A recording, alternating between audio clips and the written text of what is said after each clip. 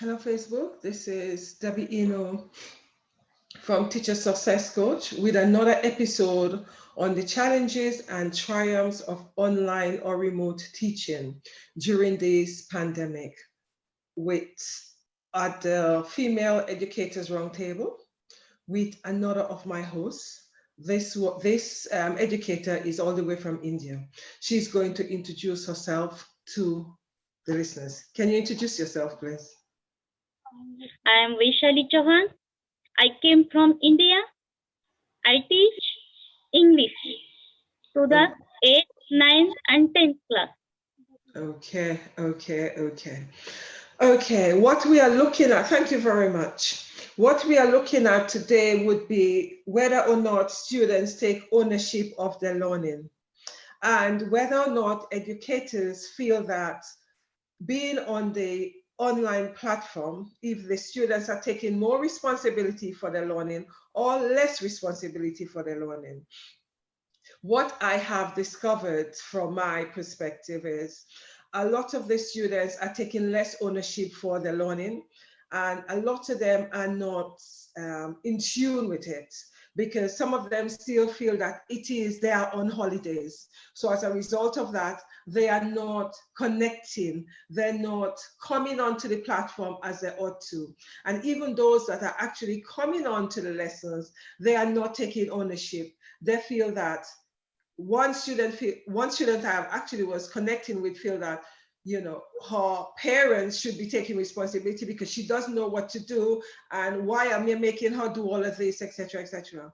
So that in itself telling me that this particular student isn't taking responsibility. However, when that student is in the classroom, although she does not take a lot of responsibility, but she takes some responsibility because there are no parents there, and the only person she's dealing with is the educators and the work in front of her.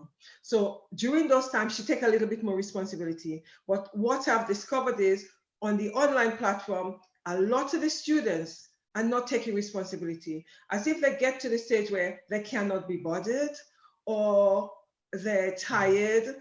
However, we should also be aware as educators, this is not a normal setup. This is very much an unusual setup. So in terms of them student taking responsibility, it is less so because they're not motivated or they're not inspired. It doesn't matter what I do, they're not as inspired as when I'm actually teaching them in the classroom. As much as, you know, we're stopping, we're doing, you know, stretching, etc. It's quite challenging to really get them going. But I'm not too sure if you are actually having the same experience as I'm having. How old are the children you teach? Yes, in the classroom, they have teacher to mentor. There is the teacher to observe their every activity. But in the virtual class, they should take their own responsibility of learning. And because of teenager students, they also divert from their learning goals, and they also waste their valuable time in multimedia like Facebook, WhatsApp, Instagram, and they also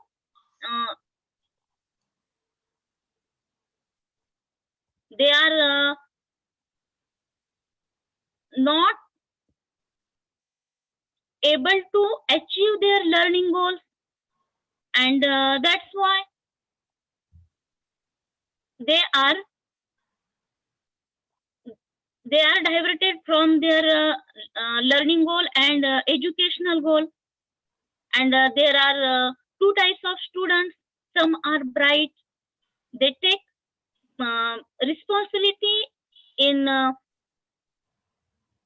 of education on their own, but some students are poor, and from the rural area there are lots of problems because they have no atmosphere for education, and there is some economical problems also because their parents are unable to provide device for them, and if they provide device, um, they also not expert to handle that device, and so um,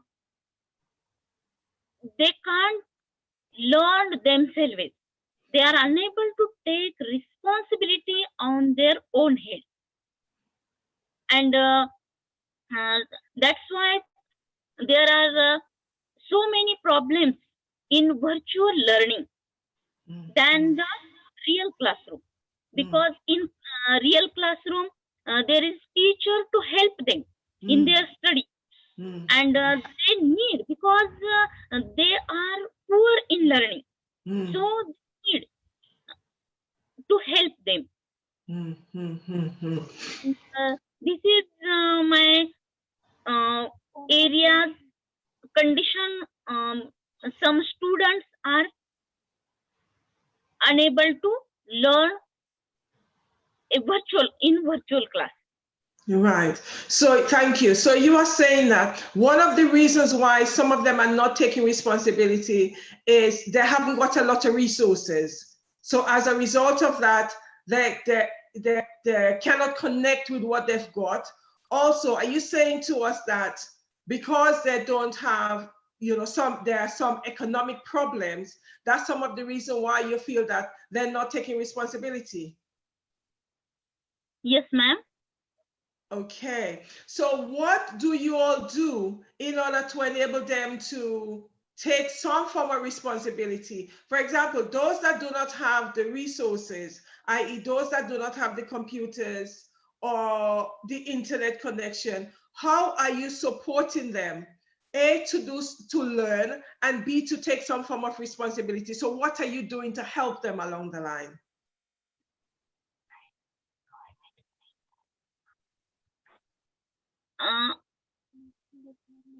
My school is government school, and I also demand some device like TV channel or some internet connection for the school also provide, because my school is in a very rural area, and that's why there are so many problems.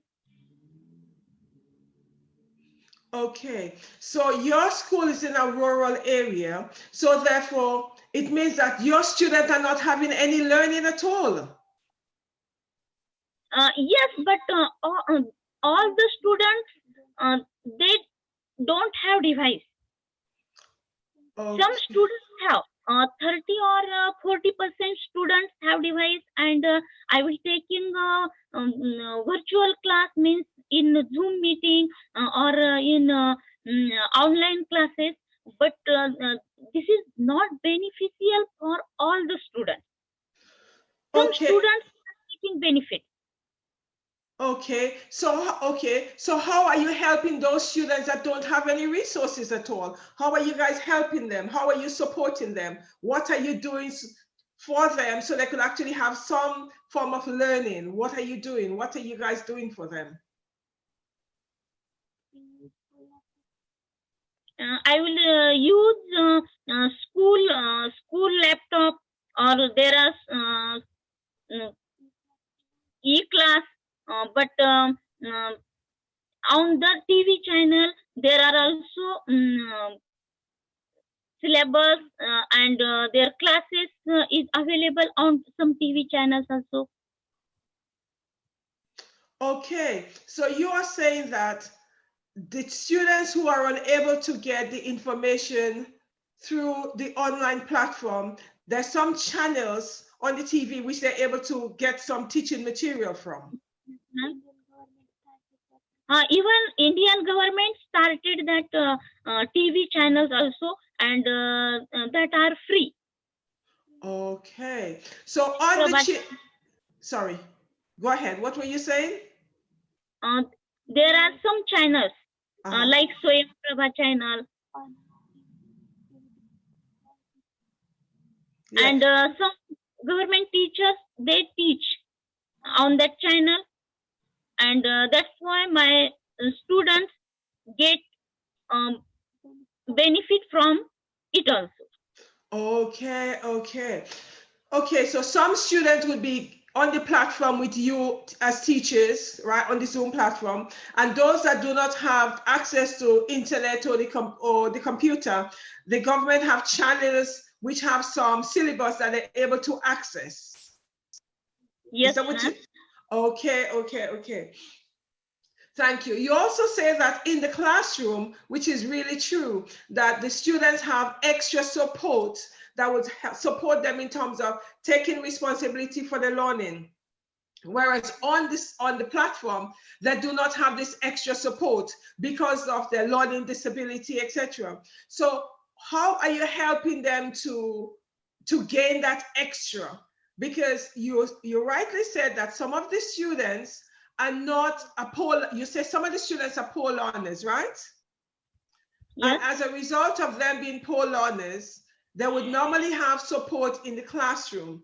And through this support, it would enable them to take responsibility, right? However, they do not have this support on the online platform. So what are you doing to support them? Those poor learners, what do you do to support them?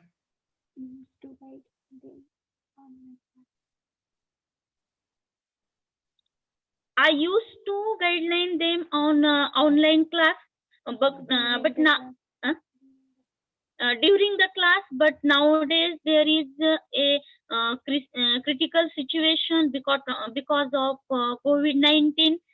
That's why there are some problems in teaching. Okay, what are some of the problems you're talking about? And from the 1 July, maybe our school will be start, and we will take 2 classes, class 12th and 10th class, also in social distancing way, and try to give the guidance them offline. We will take the parents meeting also, and we will take all the Sorry, what did you say? I missed the last sentence.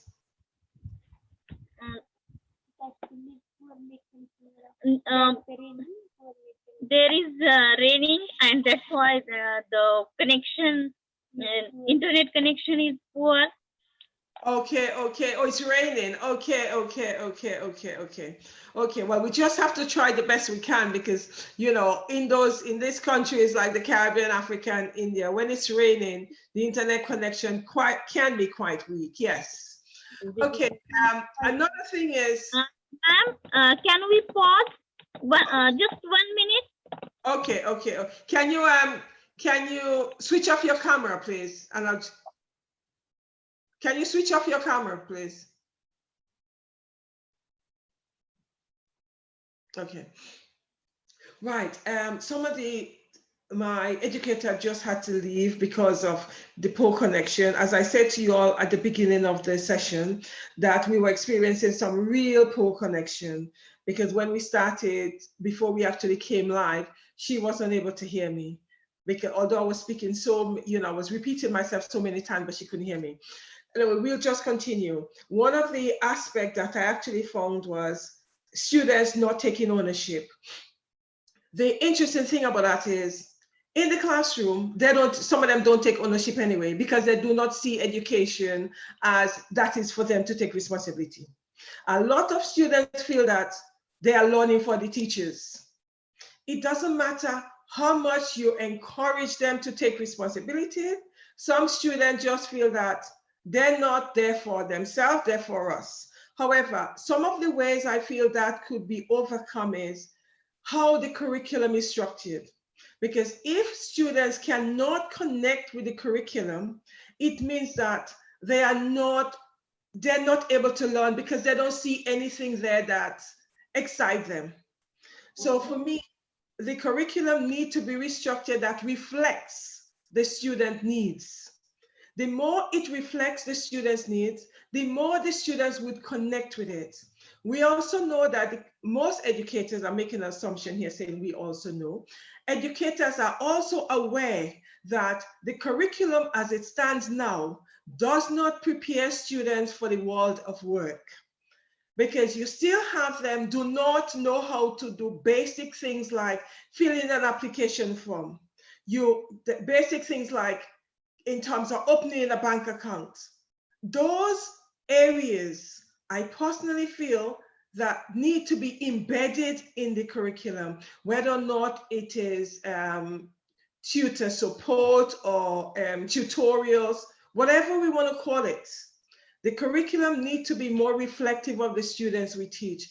And if the curriculum is more reflective, I do feel that the students would begin to take more ownership of their learning, because they could actually see where they're going from there. They could actually see the journey. They could also see the end product.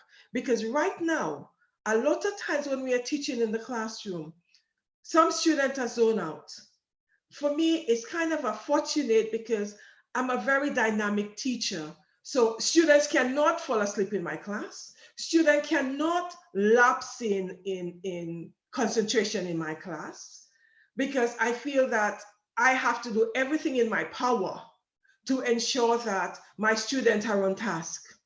And in some cases, it also means that I would have to chunk my lessons in small portion. Instead of me having an hour lesson or a 90 minutes lesson straight across, I will actually chunk it in 20 minutes, and then we would do some exercise, or we go outside to have a walk, or we actually do some dancing, or we do meditation, or we listen to classical music, as I said earlier on in one of my sessions, or we also do emotional freedom technique, which means that tapping onto various of the body to actually connect to the session we're looking at.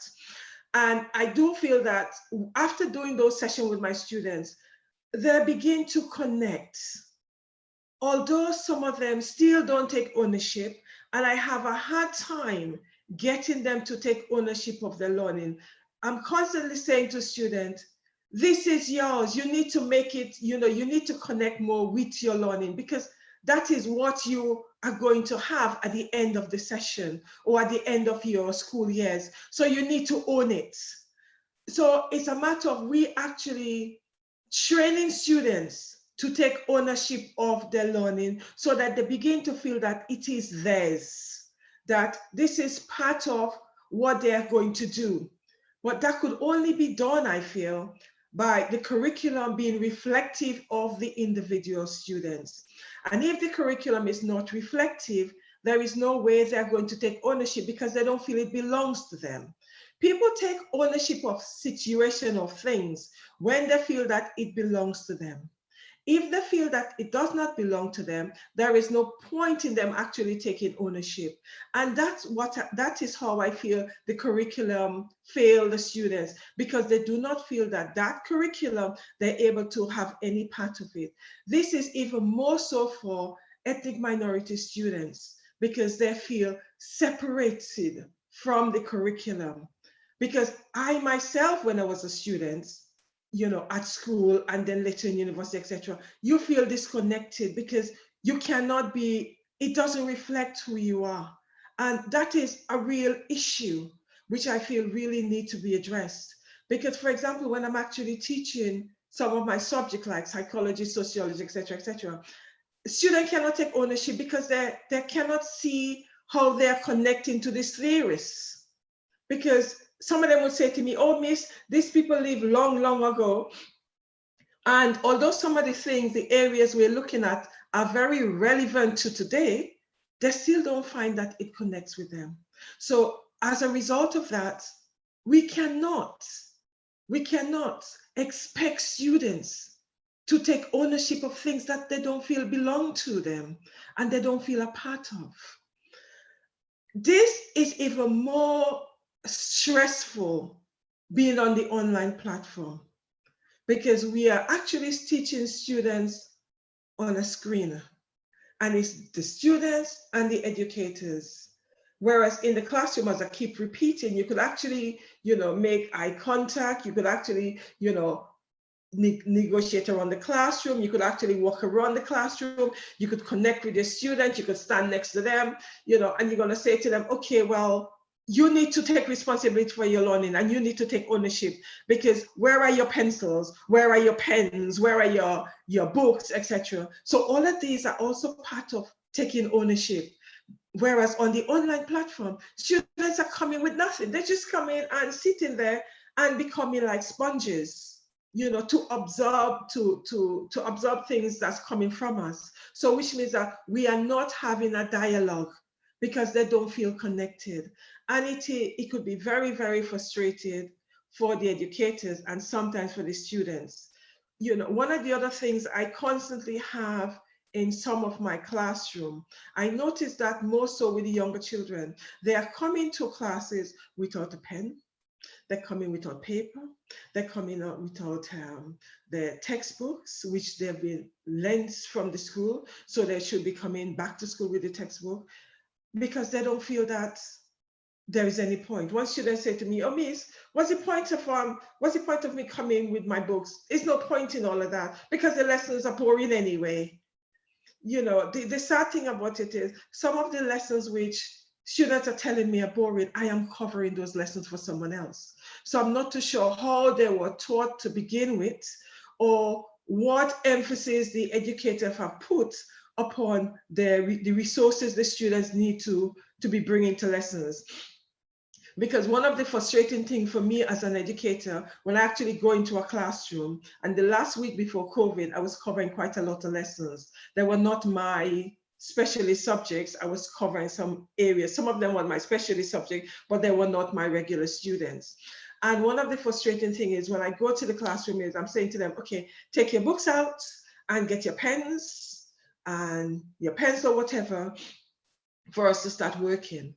And I had countless times when students are saying to me, "Miss, I haven't got a pen. Miss, have you got a pen? Miss, have you got a pencil?"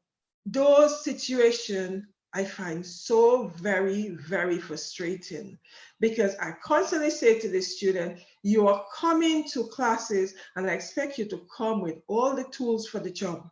I say it's like your parents would have a plumber to come and do some work for them. And then this plumber is coming without the tools to do the plumbing job. It's a waste of time. There's no point in this plumber coming to do the plumbing of the toilet or the unblocking of the sink for your parents, because they haven't come with the tools. This is exactly how your students need to see that, because when you're coming to your classroom, you are meant to come with the tools for the job, i.e. your textbooks, your exercise books, or your writing pads, your pens, your pencil, your rubber, your calculator. And when you don't come with those tools, it means that you're not taking ownership for your learning. I cannot take ownership for you, because these are the things you ought to come to class with. However, in some places like that, I do blame some of the educators, because I do feel that if you are not insisting that students come with those resources, they are not going to come with it, because they begin to depend upon the educators to supply all of that. Because I have countless times when students are saying to me, "Oh, but Miss normally provide this," or "Miss provide the pencils," or "Miss provide the pen." I would only accept that in primary school, and only in the first and second years of primary school. When students become older, I do believe that as educators, we need to encourage them to take responsibility and ownership of their learning, or else when they become sixth formers, they would not even know what to do or how to take ownership, because we have not given them that responsibility. And those are some of the areas that I have been struggling with in the past 2 weeks before COVID, because some of my classes, as I said, I was covering. And I'm so used to my students knowing that when they're coming to my classrooms and they're coming to my lessons, they have to be taking responsibility and ownership, and they must come with the tools for the job. So it was a challenge for me when students are saying to me that, "Oh, well, Miss keep the pens in her drawer," or "I haven't got a pen." We also know that students tell lies and try to play educators against each other, but I do not feel that it is always the case. Because yes, there's sometimes we might have, 20% of the students saying that this is what the previous teacher would normally do, would bring the pens, etc., etc. But I also feel that students are not given the support and encouraged to take responsibility for their learning. So educators out there, I urge you, in whatever way you are able to do that, encourage students to take responsibility for their learning, i.e. to bring the pen, pencils, etc. to the classroom, because they need the tools for the job. And when students in my classrooms do not come with that, I do not give them a pencil. I said, and you just have to sit there. You need to either try to remember at the top of your head, oh, I really don't care how you do that, because that's your responsibility. It isn't mine. But when we are constantly giving them the pens, giving them the pencils, we are not empowering them to take responsibility. Yes, I know that we would like them to learn in our lesson, but if they do not have the pens, the necessary tools, and we are constantly giving it to them, they become dependent on us giving it to them. When students do not come with pens to my lesson, which is very rare, and they don't have anything, any pencil or any book, I do not give them anything. I say to them, you either sit and listen, and make sure when you come to my lesson tomorrow, you're coming with the notes. I don't care how you do that. Whether or not when you leave my lesson, you actually go and copy it from someone else, or you print it out. I don't care how you do that. But when you come to my lesson the next day, just make sure you've got the tools. Or else whatever sanction I'm going to give you, either whether or not you stay with me after the session, or you have extra work to do, because I don't believe in giving student detention. I do not feel detention as we know it traditionally does work. But whether or not it means that you are going to sit there and copy the work, and then you revise it, you go over it so you understand what we've done in my lesson, that's what you'll have to do. Because had you come to my lesson with your pen and your paper, you'd have been able to take the work down. So those are some of the things I do as an educator, because I do feel that we need to empower students to take responsibility and ownership of their learning. Because if they don't do that, when they actually get to the sixth form, it becomes a challenge. Or even when they, because they're so used to not coming with a pen and not coming with paper, that this teacher provides that they don't know what to do. And when some of them actually then go on to university, it becomes a bigger challenge for them, because they realize that they have to have all the tools for the job, which they're not used to. So when they get there, some of them are lost. So we actually really need to prepare students for the world of work and for going on to further education. So educators, I urge you to support students in taking responsibility for their own learning and ownership of what they do. I've just had a message from my educator. She said to me that her internet connection have completely lost, because she just messaged me on the phone. So therefore, I am going to wrap up. And one of the tips I'm going to give educators in terms of empowering students to take ownership of their learning is, you need not give them the pen, the paper, the extra textbook because you want them to learn. We all want them to learn, but at the same time, you need to empower them to take responsibility, because you cannot give them the resource all the time. It means that they are not going to bring it into the classroom by themselves, because they depend on you, because that's not helping them. Yes, I know you want them to learn. I want them to learn too. But if they don't come with the tools in my lesson, I am going to say to them, just sit there and listen. But make sure when they come back to my lesson, they have the notes that I've given on the PowerPoint, or they've got the exercise I've given them to do in the classroom, or the group exercise that we do as a group. Make sure that they've got it in the book, so that when they're doing the revision, they've got that, or when they're doing the assignment, they've got that. Because I am not spoon-feeding students. That is not my job as an educator. My job as an educator is to empower students, not spoon-feed students. Spoon-feeding student does not help them, nor does it support them. We are meant to be empower in our students. Have a fantastic evening. And thank you very much for listening. And I will see you guys tomorrow with another educator. And hopefully the internet, whatever educator I have, the internet will be much better. Thanks a lot. Bye-bye.